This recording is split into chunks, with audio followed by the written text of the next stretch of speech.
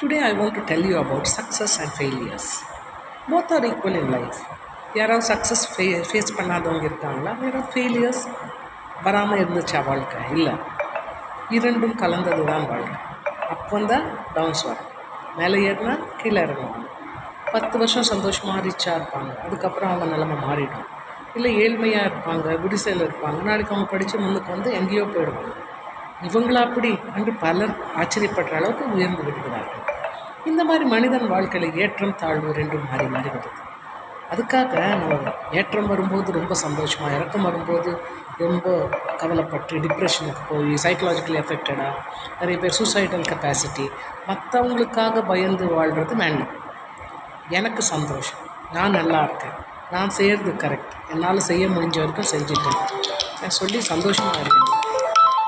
ஏன்னா நம்ம இன்னொருத்தருக்காக வாழ்ந்தால் எத்தனை நாள் வாழ முடியும், எத்தனை பேரை சாட்டிஸ்ஃபை பண்ண முடியும்? இன்னொரு தப்பான விஷயம், அவங்க நம்மளை பற்றி என்ன நினைக்கிறாங்க, இவங்க என்ன நினைக்கிறாங்க, நம்ம இந்த மாதிரி பண்ணால் அவங்க நம்மளை விட்டுடுவாங்க, நம்ம கூட பேசணும், அப்படி வேண்டாம்.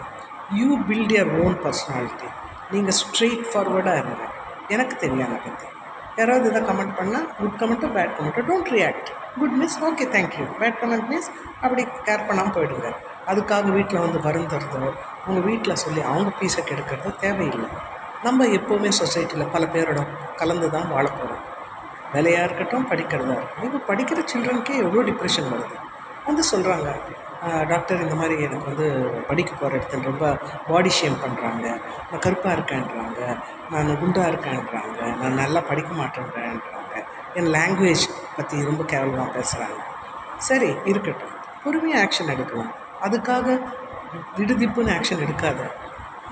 பேட் ஃப்ரெண்ட்ஸோடு சேர்ந்து ட்ரக்ஸ் ரொம்ப பழகி பைசா இல்லைன்னா வீட்டில் திருடி சாப்பிட்றது, பின்னாடி எவ்வளோ எக்ஸ்ட்ரீம் லெவலுக்கு போய் தூக்கு போட்டு செத்துடுறாங்க. 19 இயர்ஸ் பாயில் நிறைய பார்த்துருக்கேன். அதுக்கு பதில் அவங்க ஷேர் பண்ணுறது ஃபஸ்ட்டு அவங்க வீட்டில் அம்மா கிட்ட தான் நம்பி ஷேர் பண்ண முடியும். அம்மா கிட்ட ஷேர் பண்ணலைன்னா நீங்கள் இன்னொரு ஃப்ரெண்ட் கிட்ட ஷேர் பண்ணால் அந்த ஃப்ரெண்டுக்கு எவ்வளோ பெரிய மனசு இருக்கும், அவங்க எப்படி உங்களை அக்செப்ட் பண்ணுவாங்க, அவங்க எப்படி உங்களுக்கு நல்ல தீர்ப்பு சொல்லுவாங்க எனக்கு தெரியல. நீங்கள் அது மாதிரி சென்டர்ஸ்லாம் இருக்குது, அங்கே கூட போய் ஸ்னேகா அந்த மாதிரி சென்டர்ஸ் இருக்குது. எனக்கு இந்த ப்ராப்ளம் இருக்குது மேடம், நான் தெரியாமல் தப்பு பண்ணிட்டேன், ஆரம்பிச்சிட்டேன், நான் எப்படி என்னை கரெக்ட் பண்ணிக்கிறேன்னு சொல்லி கொஞ்சம் ஸ்லோவாக கரெக்ட் பண்ணி நேர்வழிக்கு வந்துடுங்க. தப்பு வழியில் போனவங்கெல்லாம் தப்பாக போயிடணும்னு இல்லை, நேர்வழிக்கு வரணும். லவ் ஃபெயிலியர்ஸ் எல்லாம் சூசைடில் முடியாது.